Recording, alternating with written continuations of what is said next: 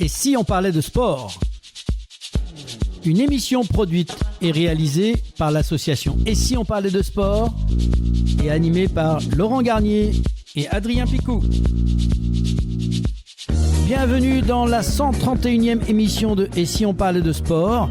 Chaque semaine, on raconte le sport tel qu'il se vit vraiment, dans l'intensité de l'effort, la force des émotions et cette énergie qui traverse les stades, les salles, les pistes.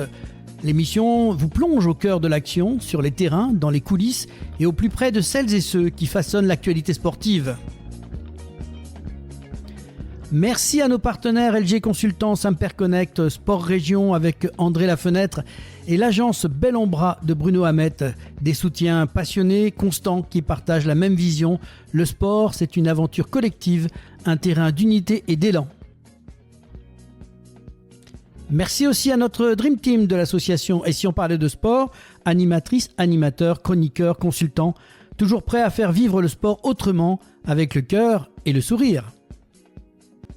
Et n'oubliez pas notre campagne de Venez supporters de l'émission Et si on parlait de sport. Cette aventure, c'est aussi la vôtre, alors on compte sur vous. J'ai le plaisir d'accueillir à mes côtés notre présidente Claire Sévrac qui a un message à vous faire passer. Bonjour Claire. Bonjour Laurent.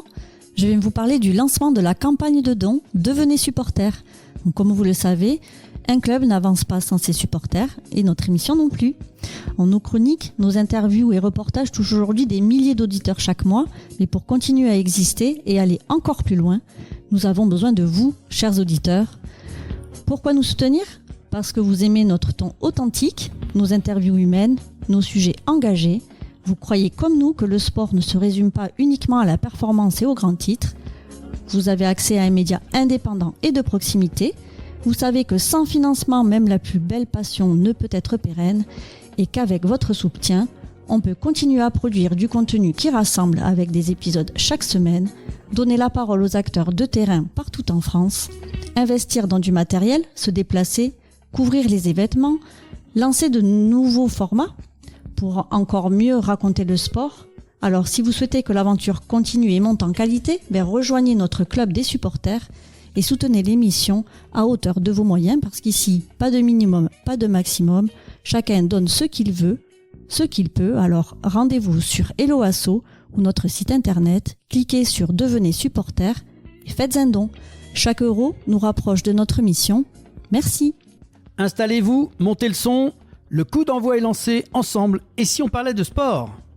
Au sommaire de cette nouvelle émission, en première mi-temps, et si on parlait de sport, il y a parfois dans le sport des atmosphères qui rappellent le cinéma. Aujourd'hui, un souffle de grand bleu plane sur notre émission, cette sensation de beauté brute, de profondeur, de silence habité. Une parenthèse où le corps devient messager, où la respiration se fait musique intérieure et où chaque geste ouvre la porte d'un monde à part. Pour cette édition exceptionnelle, nous vous entraînons au cœur d'une discipline rare, la frontière du sport, de l'art et de la méditation, l'apnée de haut niveau. Une plongée dans un univers où le temps se dilate, où le mental devient souverain et où les limites ne cessent d'être repoussées. Et pour nous guider dans ces profondeurs, nous avons le plaisir d'accueillir Guillaume Bourdillat, toulousain, apnéiste de classe mondiale, multiple champion du monde et détenteur de records qui impressionnent. Un voyage entre profondeur, maîtrise et philosophie de vie. Installez-vous, respirez profondément, on plonge. Et en deuxième mi-temps, nous allons prolonger une belle conversation entamée avec le père Gérard Baptiste, qui nous a rappelé combien le sport dépasse largement la seule performance. Son témoignage, nourri de rencontres, d'accompagnement et d'un profond ancrage dans la vie locale, nous montre à quel point le sport peut être d'un véritable outil d'éducation, de rassemblement et parfois même de reconstruction. Un retour sur les valeurs fortes qu'il met en avant, des éclairages sur le rôle du sport dans la cohésion sociale et quelques exemples marquants qui illustrent comment un club, un entraîneur ou une simple pratique régulière peut transformer des trajectoires individuelles. Et tout de suite, place à la première mi-temps de cette émission Et si on parlait de sport avec Guillaume Bourdillat. Et si on parlait de sport ? Première mi-temps.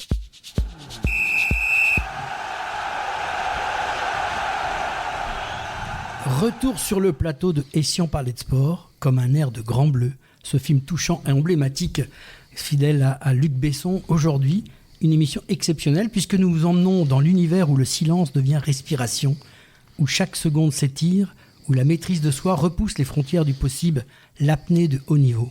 Pour ce portrait immergé, nous avons le plaisir d'accueillir un athlète d'exception. Guillaume Bourguila, toulousain, apnéiste de classe mondiale, multiple champion du monde, détenteur de plusieurs records internationaux. Solo, il conjugue puissance, sérénité, précision, dans un équilibre rare, un parcours fascinant, une discipline exigeante et surtout une philosophie de vie qui dépasse largement le seuil du quart sportif. Bonjour Guillaume. Salut, bonjour à vous deux.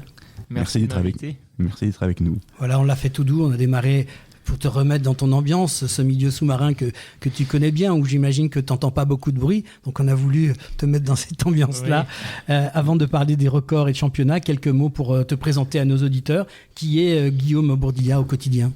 Guillaume Bourguila, c'est un apnéiste qui fait les deux mondes, parce que vous n'êtes pas sans savoir qu'il y a deux mondes en apnée, un monde piscine et puis un monde de profondeur. C'est plutôt le monde de profondeur qu'on connaît justement avec le Grand Bleu, mais il y a aussi un monde dans la piscine. Voilà, donc j'ai été 5 fois champion du monde, j'ai 3 records du monde à mon actif, et puis en profondeur, je descends à plus de 120 mètres. Dès vos premiers essais, on sent que quelque chose se passe. Qu'est-ce qui vous a immédiatement fasciné dans ce sport ? Moi, ce qui m'a fasciné, c'était justement le fait d'avoir des personnes qui étaient presque considérées comme des surhommes, pouvoir descendre à des profondeurs qui étaient juste inimaginables, parce que quand on va poser un bateau et puis on essaie de poser l'ancre au fond de la mer, déjà quand il y a 5 mètres, la plupart des gens sont effrayés, et moi c'était le cas. Moi j'avais peur de mettre un pied dans l'eau à cette époque, donc voilà, c'est ce qui m'a poussé à devenir comme eux et à m'essayer et à me dire pourquoi pas moi. Justement, c'est un peu méconnu l'apnée, et pour un certain nombre de personnes candides comme je le suis, on a ces images du Grand Bleu bien évidemment, mais comment pour toi est née cette rencontre avec cette discipline ? Comment on vient à se dire je vais plonger, je vais être en apnée, j'ai bloqué ma respiration ? Comment ça se passe ? Comment on l'imagine ?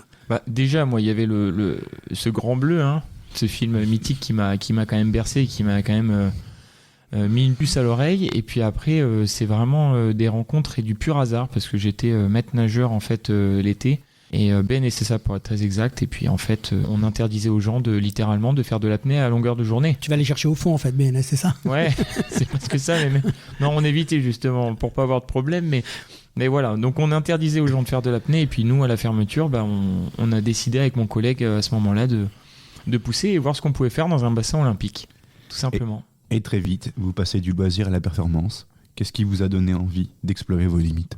Qui m'a donné envie, c'est surtout mon appétit de compétiteur. Je suis un très grand compétiteur dans l'âme, et c'est vrai que la compétition m'a juste tendu la main dès le début. J'ai envie de dire, il y avait énormément de compétitions déjà en France, surtout en piscine, et c'est en ça que je me suis essayé. Il y a eu je le disais au début, des belles rencontres. C'était le cas dans mon club. Et à quel moment on se dit maintenant je peux viser le haut niveau, je vais m'attaquer à des distances, et c'est quoi le déclic ? Je crois qu'il n'y a pas vraiment de déclic, simplement les yeux qui brillent quand on voit justement, et je parlais de belles rencontres, c'était mon collègue en fait d'entraînement qui était en équipe de France, et moi j'étais en contact déjà avec ce monde de haut niveau, et donc finalement il m'a accompagné dans les compétitions à fond, et il m'a apporté aussi jusqu'au plus haut. Et il s'appelle Kevin Provenzani pour la petite histoire. Apnée, c'est un sport hyper contrôle et de calme intérieur. Comment on prépare-t-on une plongée à plus de 100 mètres ou une nage de 300 mètres dans l'eau dans une piscine ? Ça passe par pas mal d'étapes, effectivement. Il faut beaucoup de calme, beaucoup de sérénité, beaucoup aussi de préparation ventilatoire, c'est ce qu'on fait avant de plonger. Et puis surtout, beaucoup de confiance en soi, j'ai envie de dire, parce que pour descendre à des profondeurs comme ça, faut pas avoir peur. Et c'est un peu ce qu'il a fallu que je contrôle au début de mon côté. Apprendre à respirer finalement. Ouais, apprendre à respirer et gérer ses émotions. C'est totalement ça. C'est-à-dire qu'on dit qu'on bloque la respiration, mais on a aussi besoin de ventiler, d'apprendre. Quand on les voit se préparer, ces champions, ils sont là avant, on les voit inspirer longtemps, comme s'ils remplissaient leur corps d'air. C'est assez impressionnant. Ouais. Quand on les observe, ça creuse. Enfin, j'ai eu l'occasion de regarder cet reportage. J'ai toujours été impressionné par cette faculté qu'ils ont à emmagasiner. On a l'impression qu'ils attrapent de l'air. Comment ça se prépare ça ? On l'attrape, on le capte même, j'ai envie de dire, et puis on le comprime. On utilise une méthode qui s'appelle la carpe. Donc c'est une méthode assez particulière qui nous permet de venir augmenter artificiellement notre volume pulmonaire. Et pour vous donner un exemple, moi je passe de de 6 litres 2 en volume normal à plus de 9 litres 7 pour être très exact avec cette méthode-là. Donc je rajoute plus de 50% de mon volume initial. Combien de temps on peut tenir comme ça? C'est quoi ton record en termes de... Mon record de statique, c'est 7 minutes 30. Alors, c'est pas une grande performance. Hein. Pour la plupart des gens, c'est énorme. Mais effectivement, pour des apnéistes, c'est pas des très grandes performances. Il y en a qui vont maintenant au-delà des 10 minutes au niveau international, ce qui est assez énorme. Vous détenez plusieurs records du monde. Parmi toutes ces performances, laquelle vous a le plus transformé? Je crois que c'est... parmi tous les records et tous les titres que j'ai pu avoir, c'est, je pense, le premier titre qui m'a le plus fait... qui m'a mis la larme à l'œil, véritablement, puisque Kevin Provenzani, qui était en équipe de France, était aussi ostéopathe de l'équipe de France avant. Donc il est passé ostéopathe à athlète, et puis il est redevenu ostéopathe quand je suis rentré à mon tour dans l'équipe. Puis c'était tout simplement mon binôme d'entraînement, quoi. Donc la première fois que je suis devenu champion du monde, c'est-à-dire au bout de 3 ans de pratique, il était ostéo à ce moment-là de l'équipe de France et au bord du bassin. Donc je vous laisse imaginer ce moment de partage qu'on a eu, parce que on souffre ensemble à l'entraînement. On part de zéro et on monte jusqu'à la première place mondiale. Donc c'était juste incroyable. Impressionnant. L'apnée, on dit souvent que c'est aussi un sport méditatif, finalement. Qu'est-ce qu'on ressent quand on plonge dans ces profondeurs, ces moments où il n'y a plus de bruit, comment ça se passe? Comment on vit ces moments-là de descendre, et puis on ne sait pas, on va vers l'inconnu, la mer ou la piscine, ouais. C'est même quand on est sous l'eau, ça doit être impressionnant. Oui, totalement, ouais. Quand on descend, c'est plus un moment d'osmose, quoi, un moment de parfaite maîtrise, où on est conscient de chaque détail et de chaque moment de la performance, et c'est ça qui est extrêmement agréable, c'est se reconnecter avec véritablement l'instant présent. C'est en fait ce qu'on cherche nous, et ne pas se projeter dans le futur et vivre le moment présent. Et ça, c'est quelque chose qu'on fait de moins en moins dans notre vie de tous les jours. Parce que, en fait, quand on descend vers une espèce d'inconnu. On a l'impression que quand on voit les images, on se dit ça n'a pas de fin. Et ça, c'est pas impressionnant, ça? Ouais, si. Et puis alors, d'autant plus pour moi, puisque je suis un ancien peureux de la mer. Moi, c'est l'une de mes particularités, c'est qu'au début, je pouvais pas mettre un pied dans l'eau sans voir le fond. Donc... c'est aussi pour ça que je me suis orienté vers la profondeur, et notamment vers l'apnée en général. C'est que j'avais quelque chose à me prouver aussi au fond. Derrière la performance, il y a les coulisses, le stress, la préparation, les doutes. Comment tu gères la pression dans ces grands moments?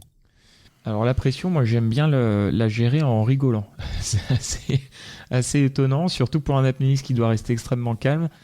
Mais je suis quelqu'un qui parle beaucoup et qui se décharge énormément sur les personnes qui sont autour. Donc mon entourage fait exactement partie de ma performance, c'est-à-dire que les personnes qui m'entourent jusqu'au dernier moment sont extrêmement importants et précieux. Donc voilà comment je gère en tout cas mon stress et toutes ces émotions avant une performance. Oui, parce que dans l'eau, pour parler, c'est pas la peine d'essayer, je pense. Non, c'est un peu compliqué. Et en fait, tu fais partie d'une nouvelle génération d'apnéistes. Quel message t'aimerais transmettre à celles ou ceux qui veulent se lancer? Parce que toi, justement, un beau témoignage, tu as peur au démarrage et finalement, tu as vaincu cette peur et aujourd'hui, tu es champion du monde d'apnée.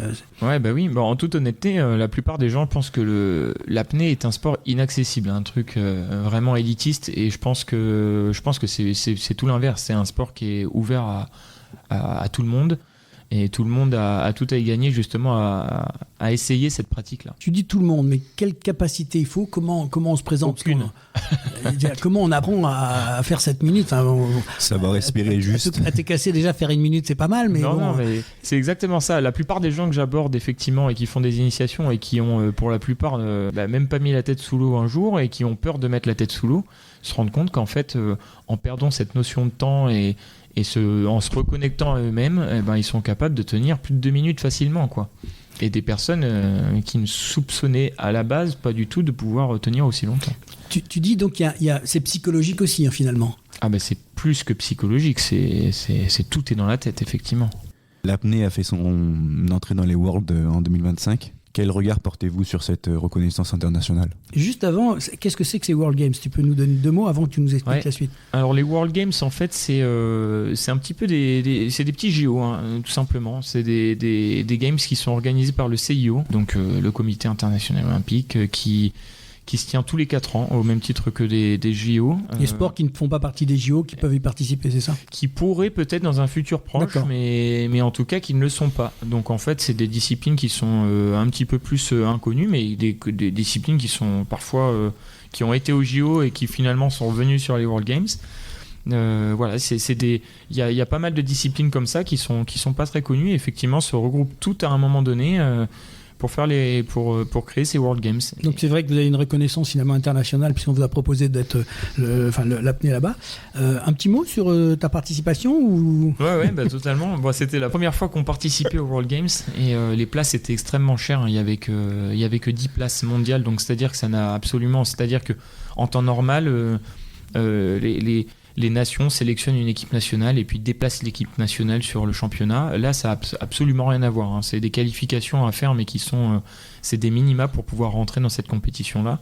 Et il y avait que 10 places mondiales, donc je faisais partie. J'avais la meilleure performance mondiale à la base pour participer à ces World Games, et malheureusement, ça ne s'est pas passé comme prévu. Voilà, alors, comment ça se déroule une compétition? On essaye d'imaginer concrètement en quelques détails, mais c'est quoi? Il y a une distance qui est prévue au départ. Comment ça s'organise? Alors en piscine, là, en l'occurrence, c'était de la piscine les World Games, donc c'est la plus longue distance possible parcourue sur un bassin olympique. Donc des bassins de 50 mètres, c'est ça? Exactement, c'est ça, des bassins de 50 mètres, et le but est d'aller le plus loin possible, c'est-à-dire vous prenez une bouchée d'air comme vous faites avec vos potes quand vous étiez adolescent, et puis on essaie d'aller le plus loin possible, et là c'est un peu poussé à l'extrême. Voilà. Il n'y a pas de palme, c'est sans palme? Il y a différentes disciplines, il y a de la monopalme, du bipalme, de la brasse aussi, donc sans rien aussi, et puis après un petit peu à côté il y a le statique, mais là pour cette édition des World Games, il n'y avait que deux disciplines qui étaient sélectionnées, c'est-à-dire la monopalme et le sans palme.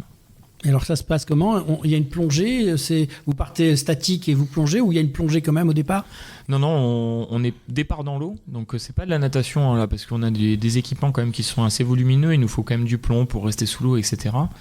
Et donc départ dans l'eau, et puis après tout simplement on prend une grande bouchée d'air, on est 4 à partir en même temps.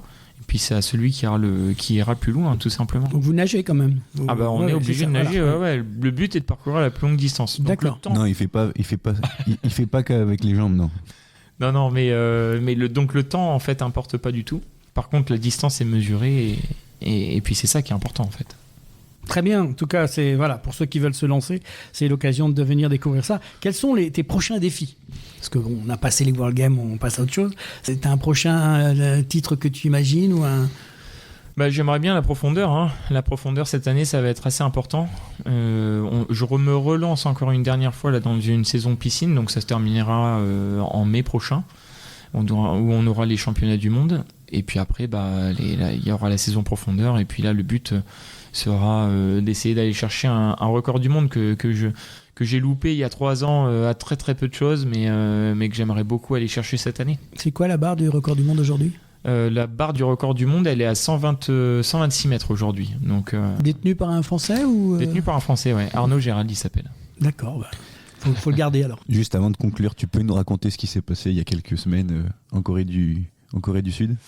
J'étais invité pour une compétition à l'autre bout de la planète, effectivement. Donc c'était encore une compétition piscine, parce que là, en fait, on est un peu dans la saison creuse, disons dans la saison hivernale. Et la saison hivernale, c'est plutôt piscine. L'eau est froide, on peut pas vraiment descendre au fond, quoi. C'est plus compliqué. Donc j'ai été invité effectivement sur cette compétition-là. C'était l'Asian Championship, ils appellent ça. Donc c'est en fait... la compétition asiatique finalement d'apnée piscine, et puis où j'ai fini une fois premier, non même 2 fois premier, je sais même plus compter, 2 fois premier, une fois deuxième et une fois troisième, donc c'était une belle compétition, une belle réussite en tout cas. Ouais. Si vous devez résumer votre philosophie de vie en une phrase, ça serait laquelle? Je crois respirer correctement. C'est vraiment ça. Apprendre à respirer correctement, et je pense que même moi en tant qu'apnéiste, par moment on reste un peu trop la tête sous l'eau, et respirer ça fait aussi du bien. Et au-delà du crossfit, puisque Adrien l'a dit, tu fais du crossfit, est-ce qu'il y a d'autres sports qui t'intéressent, que tu as fait ou que tu pratiques en complément de ton activité ? Alors oui, j'ai fait beaucoup d'escalade dans le passé. Ça, j'ai beaucoup aimé. De l'escalade du bloc notamment. Parce que je suis, contrairement à ce qu'on pourrait penser, je suis assez nerveux comme garçon. Et en fait, voilà. Et après, du vélo de route. Et j'aime beaucoup le vélo de route aussi. Ça, c'est un truc que j'aime beaucoup. Ouais. Un dernier mot pour conclure ? Non, merci à vous de m'avoir invité sur cette émission. Et puis, voilà, j'espère encore battre de nouveaux records. Et puis, je propose en tout cas à tout le monde de vraiment découvrir cette discipline qui est encore une fois ouverte à tous. En tout cas, on prend date. Si tu gagnes un record du monde, tu nous feras le plaisir de venir nous l'annoncer dans l'émission à l'occasion. Grand plaisir. Ça nous fera très plaisir de te recevoir. Merci Guillaume pour ce témoignage rare et respirant qui nous rappelle que le sport n'est pas qu'une histoire de chiffres et de podiums, mais aussi une quête intérieure, une discipline de confiance et de sérénité. Tu incarnes parfaitement cette idée qu'en retenant son souffle, on peut apprendre à mieux respirer la vie. Bonne chance pour la suite de ta carrière et merci d'avoir partagé ce voyage profond avec nous. C'était Si on parlait de sport avec Guillaume Bourdila. À très vite pour un nouveau portrait inspirant. Merci beaucoup. Merci beaucoup. On se retrouve dans quelques instants pour la deuxième mi-temps de l'émission avec le père Gérard Baptiste. Ne bougez pas, c'est la mi-temps. Retour rapide au vestiaire, on reprend son souffle. Et à tout de suite dans Et si on parlait de sport ? Et si on parlait de sport ? Mi-temps.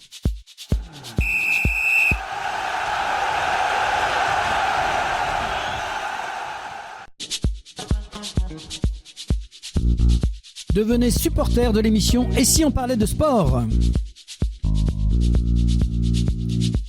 Depuis plus de 125 émissions, l'équipe de Et si on parlait de sport fait briller le terrain médiatique des sportifs, des entraîneurs, des dirigeants, des bénévoles, toutes celles et ceux qui font battre le cœur du sport au quotidien.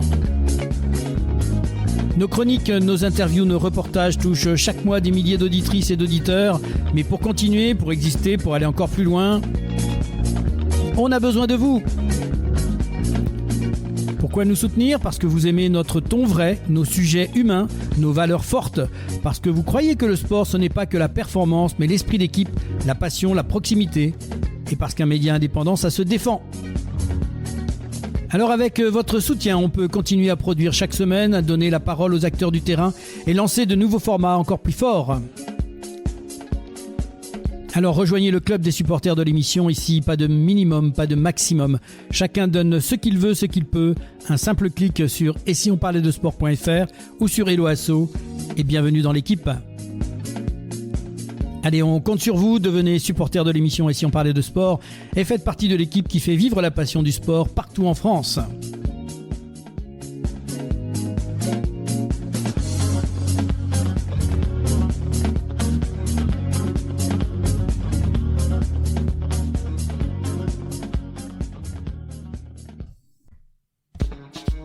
Et si on parlait de sport ? Deuxième mi-temps.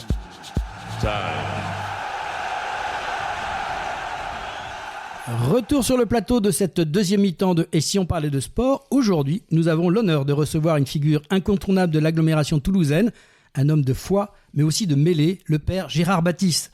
Bonjour mon père. Bonjour à vous. Alors mon père, vous êtes aujourd'hui le curé de Blagnac, mais votre parcours vous a conduit dans de nombreuses paroisses de la région. Pour commencer, pouvez-vous nous parler de votre chemin de vie ? J'ai été ordonné prêtre à Muret.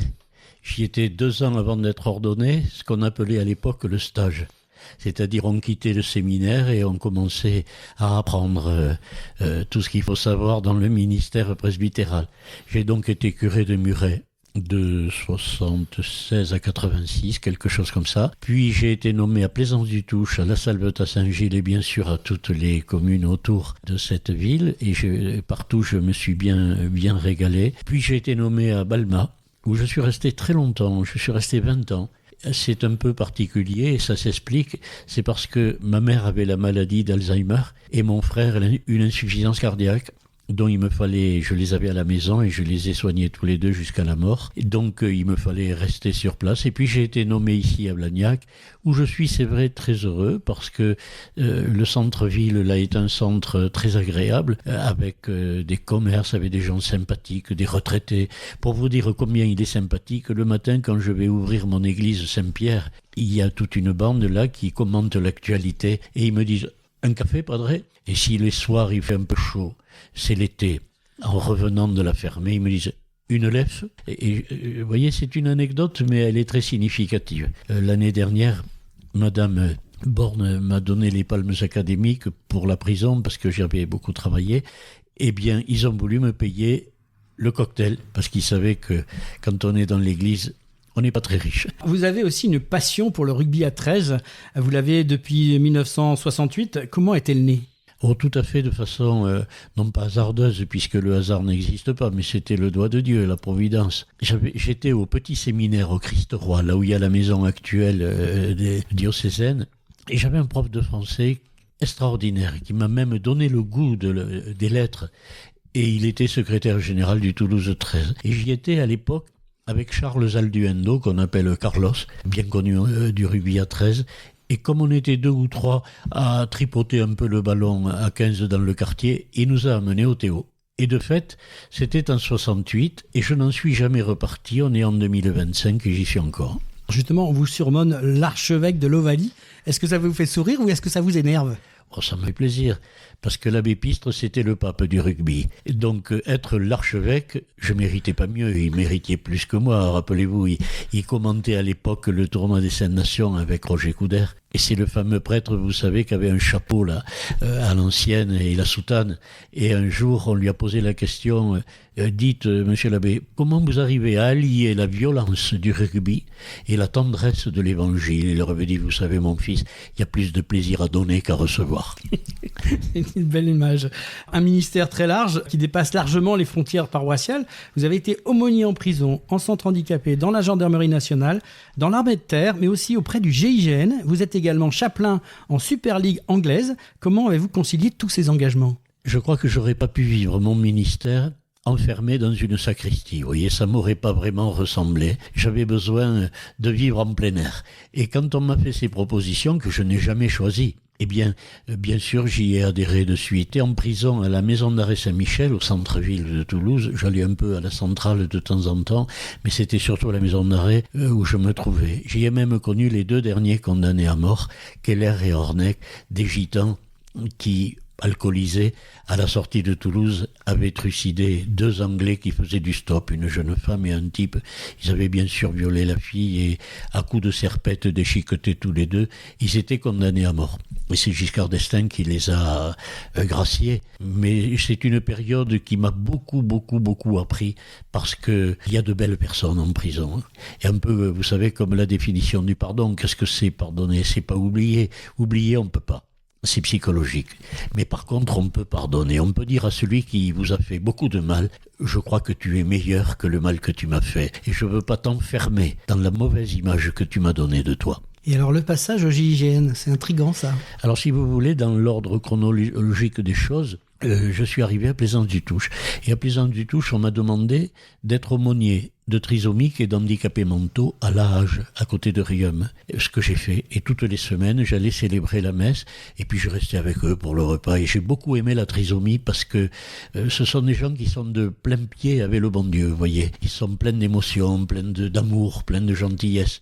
Et je m'y suis régalé. Puis j'ai été nommé sur Balma et en 2003, l'évêque aux armées, qui était Monseigneur Le Gall, mais pas celui de Toulouse, l'autre, Patrick Le Gall, qui est actuellement à Lyon, je crois, cherchait des candidats parce qu'il en manquait dans les régiments et ailleurs. Et alors, le père Marcus, qui était mon archevêque à l'époque, voyant mon profil et pensant que ça pourrait m'aller bien, m'a demandé de le faire. Et je l'ai accepté de suite, à l'invitation de 2 aumôniers qui sont venus me voir pour me stimuler. Et je l'ai fait, et j'en suis ravi. C'est un monde que j'adore, le monde militaire, parce qu'il est clair, net, précis. On y parle franc, on y parle avec le cœur, plus qu'avec la raison, et j'ai beaucoup aimé. Donc je me suis retrouvé affecté à l'état-major de la gendarmerie à Courrèges, à Toulouse, pour les 8 départements Midi-Pyrénées. Je vous dirais que les brigades des 8 départements, je les connais. J'ai fait le tour de partout et pendant ce temps-là, j'ai été sollicité pour devenir négociateur du GIGN. Et alors je montais à Satory de temps en temps, à côté de Versailles, pour les formations, parce que c'est un domaine où on joue avec la vie, avec la mort, et il ne faut pas faiblir. Vous avez eu des interventions dans ce domaine déjà à effectuer ? Oui. Mais contrairement à ce qu'on croit avec les émissions qu'on voit à la télé, c'est pas forcément des choses extraordinaires et spectaculaires. Je crois que le GIGN, il intervient d'abord en zone gendarmerie, donc dans des zones rurales, la police intervenant en ville. Si vous voulez, c'est la gestion de la misère au jour le jour. Moi, je me souviens d'une jeune femme au 5e étage d'un immeuble qui veut se jeter dans le vide en pleine nuit avec son gosse dans les bras parce que le mec l'avait laissé tomber.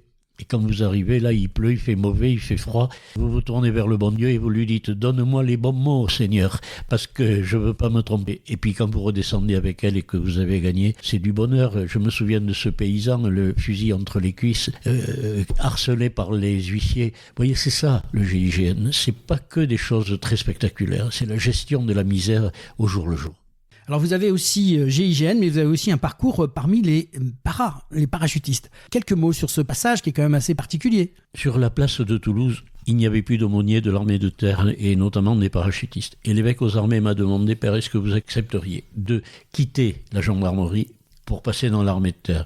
Moi, ne sachant pas, bien sûr, j'ai dit oui. Et puis, c'est glorieux, l'armée de terre. Donc, je me suis retrouvé aumônier de la 11e brigade parachutiste qui va de Bayonne à Carcassonne, c'est-à-dire du premier RPIMA, les forces spéciales, jusqu'au RPIMA de Carcassonne. Et j'ai beaucoup découvert et beaucoup apprécié l'armée par les parachutistes, parce que si vous voulez, du général jusqu'à l'homme du rang, ils sortent par la même porte et ils courent dans la même poussière. Et ça tisse des liens, bien sûr, qui sont extraordinaires. Moi, j'ai passé mon brevet parachutiste en 73 à l'étape, à Pau. Bon, maintenant, bien sûr, je saute plus, ce serait trop dangereux pour ceux sur qui je tomberais en arrivant en bas, vous voyez. Mais j'ai eu beaucoup de bonheur, beaucoup de camaraderie et d'amitié indéfectible, quoi. Donc vous avez sauté un peu avec eux aussi, alors ? Ah oui, bien sûr, de nuit et de jour. Eh bien, on a un super curé, en tout cas. Et tout ce qui tombe du ciel est béni. Belle remarque. Merci, mon père. Rugby et foi, on va revenir sur ce sujet, un lien qui semble complètement improbable. Beaucoup se demandent comment rapprocher un sport de choc, de combat, avec le message de l'Évangile. Vous avez tout à l'heure évoqué un peu ce sujet-là. Vous-même, qu'est-ce que vous en pensez ? Moi, ce que je crois, c'est que c'est vrai. Le rugby est un sport de combat. D'ailleurs, il est classé dans les sports de combat. Mais par contre, il est géré par des règles. Rappelez-vous l'émission du mois de juillet 2024, c'est Fabien Pelouse qui le dit. Il y a des règles. On ne fait pas n'importe quoi. Et plus ça va dans le temps, plus les règles sont exigeantes. Moi, vous voyez, j'ai fini ma carrière sur un plaquage cathédral. Vous voyez ce que ça veut dire en tant que curé, finir sur un plaquage cathédral. On vous attrape, on vous renverse et on vous plante la tête dans le sol. On a réussi à me péter les cervicales. Mais ça ne se voit plus, ça, aujourd'hui. Aujourd'hui, celui qui fait ça, il ne rejouera plus jamais au rugby, quoi. C'est terminé. Tout est analysé de manière totalement différente aujourd'hui. C'est un sport de combat avec des règles. Alors, vous en parlez tellement avec passion, on sent que le rugby a façonné votre foi, autant que votre foi a façonné votre engagement dans le rugby. Tout à fait. Si vous voulez, je suis donc resté en équipe de France de 1976 à 1990. Mettons. Oui, parce que rappelons que vous avez été aussi en équipe de France de rugby à 13. Hein, c'est ça. C'est intéressant de le souligner. C'est ça. Et après, je l'ai même encadré, après la blessure des cervicales, parce qu'on m'a demandé de m'occuper de la France junior, de la France espoir et de un peu toutes les France. Mais c'est vrai que quand j'étais en équipe de France avec les copains, et alors une petite anecdote amusante, quand j'étais je donnerai pas les noms bien sûr, mais quand j'étais dans l'équipe de France, il y avait un officier de police dans la même équipe que moi. Il y avait un proxénète de Perpignan et un curé, vous voyez. Et ça, c'est ma joie. Cette espèce de mélange hétéroclite, parce que l'homme, à mes yeux, reste l'homme, quoi. Peu importe, je ne veux pas le caser dans des cases. Ça m'a beaucoup apporté, ce mélange hétéroclite, j'irais dire, dans une équipe. Parce que l'équipe, c'est un peu comme la chambrée, vous savez, au service militaire. On n'a pas choisi les types qui sont là. Le soir, Chacun met le carton que la famille lui a envoyé sur la table, foie gras, saucisson, pinard, que sais-je, et on montage. Et pour moi, la vie, c'est ça. Je ne veux pas, être un donneur de leçons parce que je suis prêtre ou un moraliste. Pas du tout. Tous les hommes sont capables, et beaucoup de ceux qui étaient loin de la foi m'ont donné de belles leçons. Alors justement, vous avez vécu 1000 vies entre les églises, les vestiaires, les prisons, les bases militaires. Est-ce que vous avez une ou deux anecdotes marquantes qui illustrent cette rencontre entre ces deux univers ? Oh, il y en a une qui est pittoresque. On joue un jour le 13 catalan au stade Gilbert Brutus à Perpignan. Le stade plein, bien sûr, parce que là-bas, on aime le rugby à 13. Devant moi, il y avait le Minet de Perpignan. Toutes les filles de là-bas étaient venues le voir jouer. Je l'ai en face. Il me fait un cadrage débordement. Vous voyez ce que c'est, hein? On fait semblant d'aller à droite et on part à gauche. Moi, réflexe, parce que j'étais pas méchant et puis il y avait le boulot que je fais, je pouvais pas l'être de toute manière. Je tends le bras et je le prends en pleine figure, ce qu'on appelle une cravate, vous voyez. Mais une belle, saignante de la tête aux pieds. Et il tombe. Alors je vous raconte pas la sortie du stade, ça a été un peu chaud, quoi. Et tous mes cousins, parce que j'ai une partie de ma famille à Vingros, à côté de Totavel, derrière Rivesaltes, tous les cousins étaient venus me voir jouer, le cousin. Personne n'a dit d'ailleurs dans les tribunes qu'ils étaient mes cousins, ça a été silencieux. Mais le lendemain, dans le Midi Olympique, il y avait un article que j'ai encore. L'abbé Baptiste, le dimanche, donne plus de cravates à ses adversaires que d'hosties à ses paroissiens. Et j'ai trouvé ça sympathique comme courrier. Sauf pour celui qui a eu la cravate. Oh, il s'en est remis. Vous savez, un Catalan ne meurt jamais. Il y a quelques semaines, on vous a vu dans le Jour du Seigneur, dans le magazine Corps et âme, La foi mêlée, diffusé pendant les Jeux Olympiques. Comment avez-vous vécu cette exposition médiatique ? C'est un petit peu particulier. On passe à la télévision juste avant les Jeux Olympiques avec Fabien Pelouse, qui était là pour être votre chroniqueur à ce moment-là. Et Guy Novès. Comment vous avez vécu ce moment-là ? En toute simplicité, parce que c'est vrai que ça fait 57 années que je suis dans le monde du rugby à 13 et le monde du rugby en général. Donc la presse, les télés et le reste, on y a eu affaire quelques fois. Mais en toute simplicité, parce que comme on n'est pas le rugby le plus connu, le plus supporté et le plus aidé, faire parler un peu de rugby à 13, je l'ai vécu comme un moment de militantisme, vous voyez. Puis en plus, Fabien Pelouse est un être charmant, Guy Novès également, donc le faire avec eux. Mais je n'ai pas voulu que ce soit un portrait à ma gloire. J'ai pas voulu que ce soit mon ego qui gonfle, vous voyez, que j'ai la tête à empêter. Si je l'ai accepté, j'ai fait en sorte que l'école de rugby, du rugby à 15 de Blagnac, soit filmée, soit présente, que les filles, qui sont très très bonnes ici à Balma, soient filmées, et que ce soit à la gloire du rugby, mais pas à la gloire de Gérard Baptiste. Vous voulez dire à Blagnac ? À Blagnac, excusez-moi. Je dis ça pour pas les décevoir. Et non, mais comme j'étais à Balma 20 ans, vous savez, j'ai encore quelques mauvais réflexes. En tout cas, c'est le rugby à 15 qui est venu vers le rugby à 13 dans cette émission. Oui, tout à fait, tout à fait. Voilà, comme quoi il n'y a pas de guerre en fait. Oh non, puis je n'en peux pas. Alors vous défendez aussi une vision très ouverte de l'Église, une Église hors les murs. Que signifie pour vous cette expression ? C'est un peu ce que le pape François nous avait demandé, d'aller aux périphéries. Et je crois que la foi, elle est faite pour être donnée. Elle n'est pas faite pour être refermée sur soi-même dans des espèces de petites castes privées. Non, vous voyez, les prisons, les handicapés mentaux, le rugby, tout ça, c'est mon oxygène. Je n'aurais pas pu vivre ma vie de prêtre de la même façon si je n'avais pas eu ces rapports avec des gens loin parfois de la foi, mais pas loin de l'humanité. Vous savez, un peu comme chante Brassens dans l'Auvergnat, quoi. Pour moi, Brassens, c'est quasiment mon 5e évangile. Des très belles chansons. 3 questions rapides, Père Baptiste. Un message essentiel du christianisme aujourd'hui ? Aimez-vous les uns les autres. Je crois qu'il n'a pas beaucoup varié, parce que si le petit, il est venu habiter chez nous à la Noël au 24 décembre, parce qu'il fallait bien lui donner une date, c'est uniquement pour ça. Et je suis sûr que quand je vais arriver devant lui, parce que j'arriverai devant lui, pour ne pas aller au ciel, il faut le faire exprès. Eh bien, la seule chose qu'il va me dire, il va peut-être pas me dire, dis-moi, est-ce que tu as été à la messe tous les dimanches ? Je suis pas sûr qu'il me dira ça. Ce dont je suis sûr, il me dira, est-ce que tu as essayé d'aimer ? Et si je peux lui dire, Père, bien sûr que j'ai pas réussi, mais j'ai essayé. Alors il me dira, rentre, tu es chez toi. Que répondre à un jeune qui dit, le rugby c'est violent, ça ne peut pas être chrétien ? Bien sûr que c'est chrétien. Est-ce que vous croyez que la vie de Jésus c'est à l'eau de rose. Pas du tout. Quand ils renversent les tables des marchands, quand ils s'affrontent aux pharisiens. Et puis il faut bien se dire quand même que s'il est mort sur la croix, c'est pas par hasard. C'est pas pour leur avoir vendu de la soupe à tous ces gens-là. Il les a affrontés au sens noble du terme, parce que c'est pas des mièvreries que d'avoir la foi, c'est des combats. C'est des combats qu'il faut mener. Moi, je vois depuis bientôt 48 ans que je suis prêtre, il a fallu en mener des combats contre toutes les forces hostiles à la foi. Vous voyez, dernièrement, on nous avait pas baissé les drapeaux pour le pape. Eh bien, je suis monté au créneau pour dire ce que je pensais, sans animosité, ni contre les personnes, pas du tout, mais pour défendre tout simplement Jésus, le Christ. Un souhait pour les années à venir ?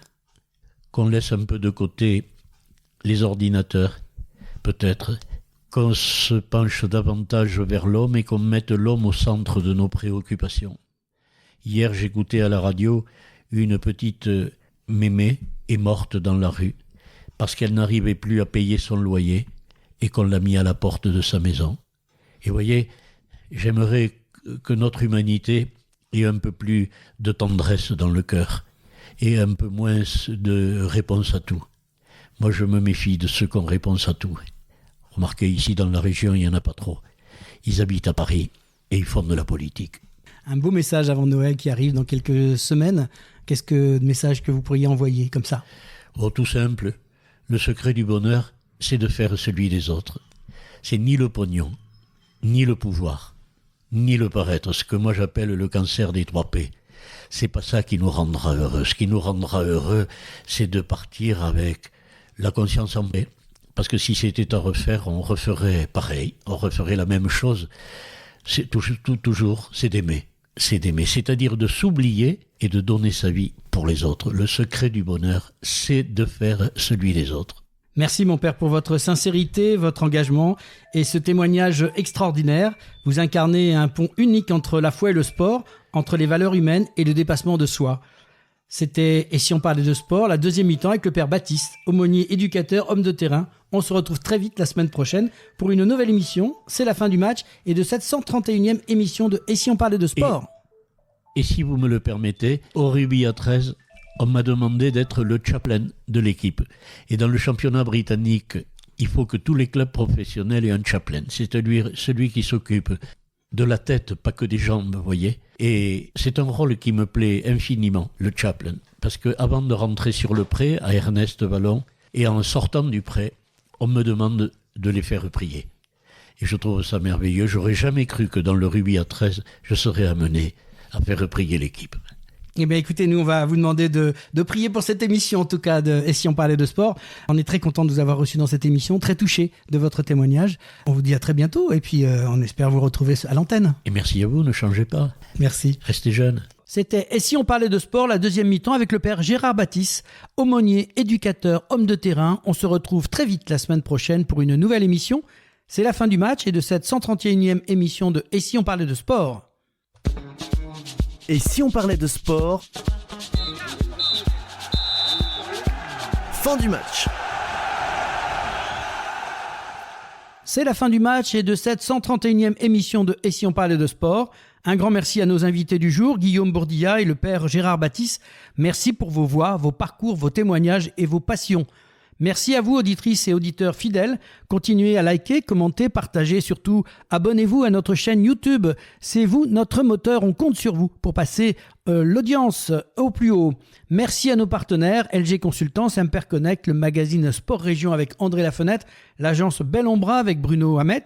Vous aimez Et si on parlait de sport ? Passez de l'autre côté du micro et devenez vous aussi membre ou supporter de l'association. Parce que Et si on parlait de sport, ce n'est pas qu'une émission, c'est une communauté de passionnés qui fait vibrer le sport sous toutes ses formes. En nous rejoignant, vous aidez à valoriser ces acteurs, à raconter ses plus belles histoires et à faire grandir cette aventure collective. Rejoignez-nous dès aujourd'hui et faites battre le cœur du sport avec nous. On se retrouve très bientôt pour un nouveau numéro de Et si on parlait de sport, votre rendez-vous où la passion du sport se conjugue toujours avec humanité. À très vite et d'ici là, continuez à vivre le sport autrement.